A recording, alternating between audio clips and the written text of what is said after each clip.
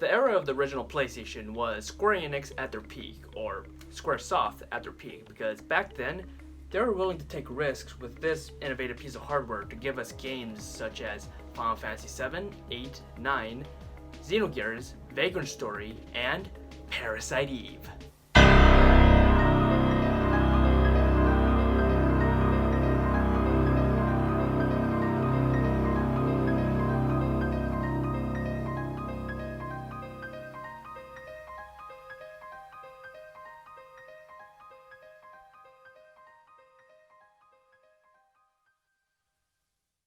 So, with the success of the Final Fantasy VII Remake and Yoshinori Kitase suggesting it, here are 5 reasons why Parasite Eve needs a remake. And don't forget, you're gonna need your lucky pendant for this one. Reason number 1, the gameplay. My short pitch for what a Parasite Eve remake could be like would be a third-person shooter with semi-realistic aiming, where every shot has a high chance of missing, like in the Resident Evil 2 and 3 remakes, but the ATB system from the Final Fantasy VII Remake with the 2 to 3 bars is used for your mitochondrial powers. Reason number 2, the graphics. This game was known as the cinematic RPG, and its presentation shows. Admittedly, some of the visuals haven't exactly aged well, but the Resident Evil Remake showed how a PS1 game can be updated while retaining what made the original great. Plus, imagine seeing the grotesque transformation scenes in photorealistic animation. Reason number 3 is the soundtrack. The soundtrack of Parasite Eve was done by Yoko Shimura, who is well known for composing soundtracks for games such as Street Fighter II, Kingdom Hearts, and Final Fantasy XV. Her work on Parasite Eve consists of haunting atmospheres and subtle emotions.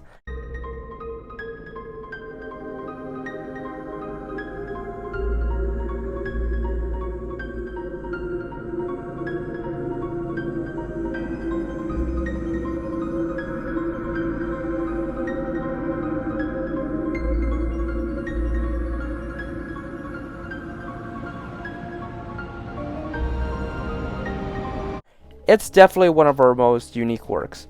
Now, similar to how Noboru Uematsu revamped his work for the Final Fantasy VII Remake, from this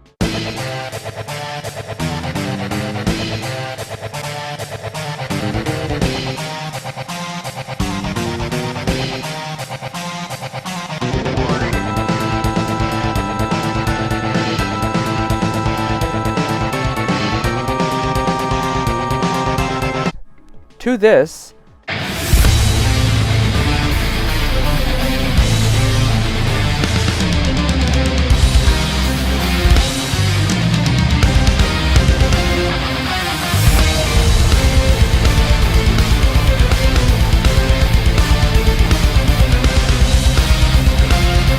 imagine Yoko Shimura's tracks getting the same treatment.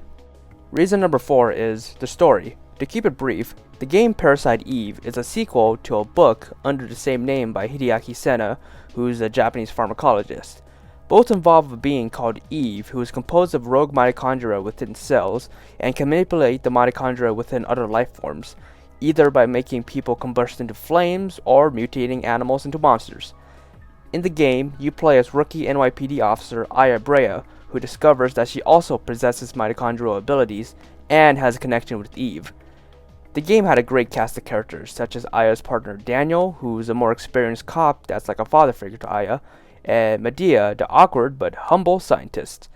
The story can be expanded upon, similar to how the Resident Evil Remake added more lore and monster types, but it shouldn't be in the scale of how the Final Fantasy VII Remake is expanding its story, since it would go into third birthday territory. Speaking of, finally, reason number 5 is the undoing of Parasite Eve 2 and the third birthday, which is Parasite Eve 3. Aside drifting more towards the gameplay style of Resident Evil, given that the writer and director was the developer for the first Resident Evil, Parasite Eve 2 doesn't feel like it takes place in the same world as the first game. There are labs reminiscent of Umbrella's labs from the Resident Evil series, and there's a mysterious villain who feels like he came straight out of an anime. Oh, and he wields a gunblade straight out of Final Fantasy VIII. As for the third birthday, well, the less said the better. If a remake of the original game were to be successful, Square is bound to milk it.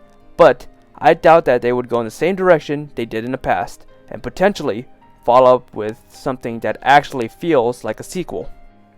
Because I'm clever, by the time of this upload, it will be December 29th, which is the 6th and last day in the game Parasite Eve. And that's it. I hope you enjoyed the video, and you know what? The thought of your own mitochondria turning against you and combusting into flames, it's pretty freaking scary. Like, imagine if I just snapped my fingers right now and